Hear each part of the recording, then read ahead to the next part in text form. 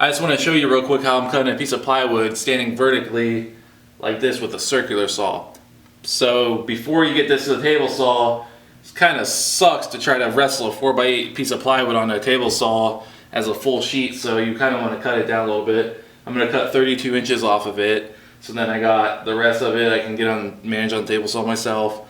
And before I would cut, I would lay this down flat on some sawhorses or some cabinets or something, then cut it with a circular saw, but that takes a lot of time, a lot more effort. I'm like, there's got to be an easier way, so I just stand it up like this. Actually, I'm going to show you here. Let me show you. Alright, so I got a couple pieces down here that this plywood is resting on. These are about 2 to 3 inches, and they're standing up on their side. And I'm wiggling this back and forth right now, and it's not really tipping over unless you try really hard.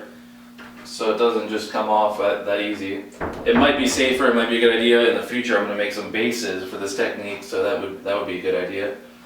The other big important tip here is that I have these relatively centered from where I'm cutting right down here, and then this piece is kind of centered on that one, and then this piece is going to be kind of centered on that. That's so that the kerf doesn't try to close on the blade as I start getting down here towards the bottom, and then it'll pinch the blade and stall out the saw and do all kinds of nasty stuff. So that's a really good tip right there, so let me try it here. And as always, safety first. Wear some safety glasses. I got my invisible safety glasses on right now.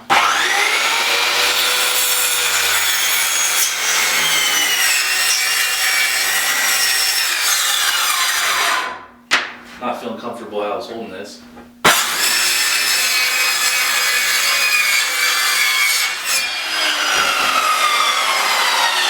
Alright, so on the first try, I forgot that about a third of the way down, you can just let the piece fall back against the wall as long as you got it kicked out far enough and make sure nothing's behind there.